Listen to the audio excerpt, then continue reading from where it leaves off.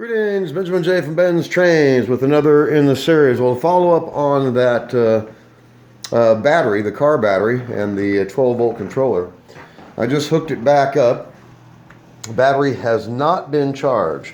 This is now, what, the fourth or fifth day that I've been running this. So I've got the controller hooked to the rail using a magnetic lock-on. Lionel 2025. This is a heavy locomotive. Let's see how this goes. So I have not charged this battery at all. And as you see, that's running absolutely perfectly. It's still powering the beacon on the outside rail, as you see.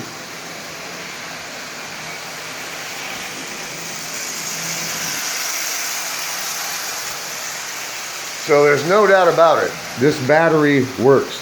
So you can run your layout on a battery with no problems at all. Once you have the controller, and you don't need a car battery, a motorcycle battery, a lawnmower battery, virtually any wet cell battery you have, anything you can recharge will work. Even a gel cell. I've successfully run the layout on 12 volts at 1 amp.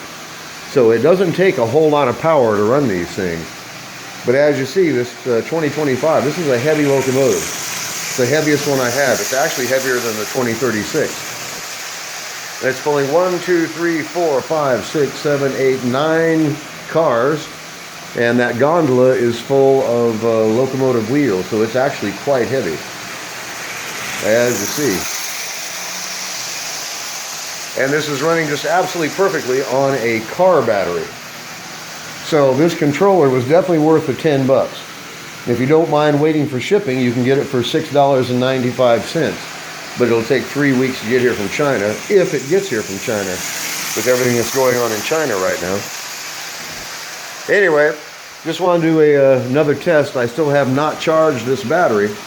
And this is either the fourth or the fifth day that I've been running it. I've run all kinds of locomotives.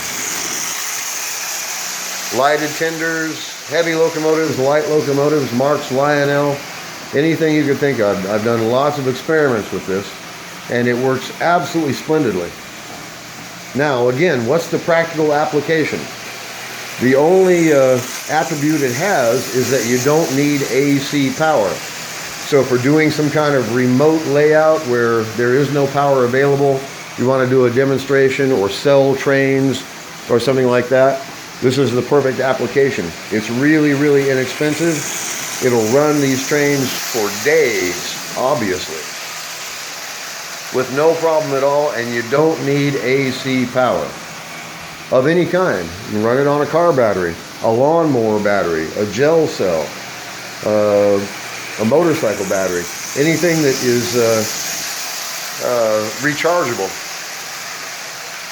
So a lawnmower battery, I would imagine, would run these for hours and hours.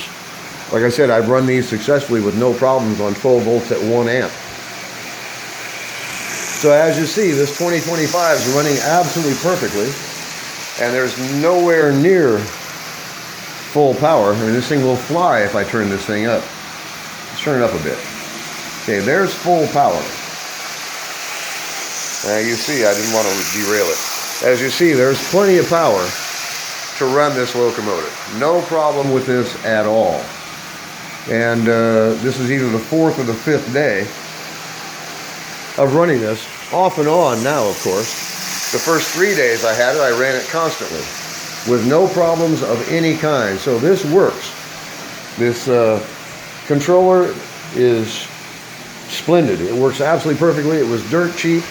No problems. I have not had one glitch running any locomotive on 12 volts DC. No problem with it at all. And of course the E unit still works. So you can run them forward, reverse, and neutral. So anyway, just a quick follow-up.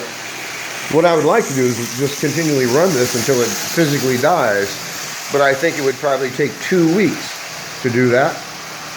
Or just turn a locomotive on and let it run continuously for 10 hours or so.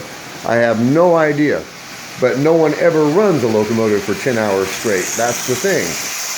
So with normal use, this battery is going to last days. Very likely it'll last weeks without recharging. It works absolutely perfectly with no problems of any kind. As you see, it's really simple. This little controller and this big old monster battery. Like I said, you can use a lawnmower battery, you can use a motorcycle battery, you can use a gel cell out of emergency lighting, you can use virtually any kind of rechargeable battery you have. I would imagine a lawnmower battery would run this perfectly for days. Hours anyway. I mean, not just a couple hours, I mean like all day long. Of course, the only way to tell would be to do the experiment and find out. So if I come across a lawnmower battery or a motorcycle battery, I will pick one up, hook it up, and see how long it lasts. But like I said, I've run this successfully on 12 volts at 1 amp. So you have a lot of runtime in one of these wet cell batteries. No doubt about that at all. This works absolutely perfectly. It's inexpensive, it's really simple. Best of all, it works. Like I said, I have not seen anybody else do this, so there was no one to ask. The only way to determine whether it would work or not was to do it. And as you see, it's running absolutely splendidly, and I have not recharged this battery yet. Anyway, I just want to do a quick follow-up video.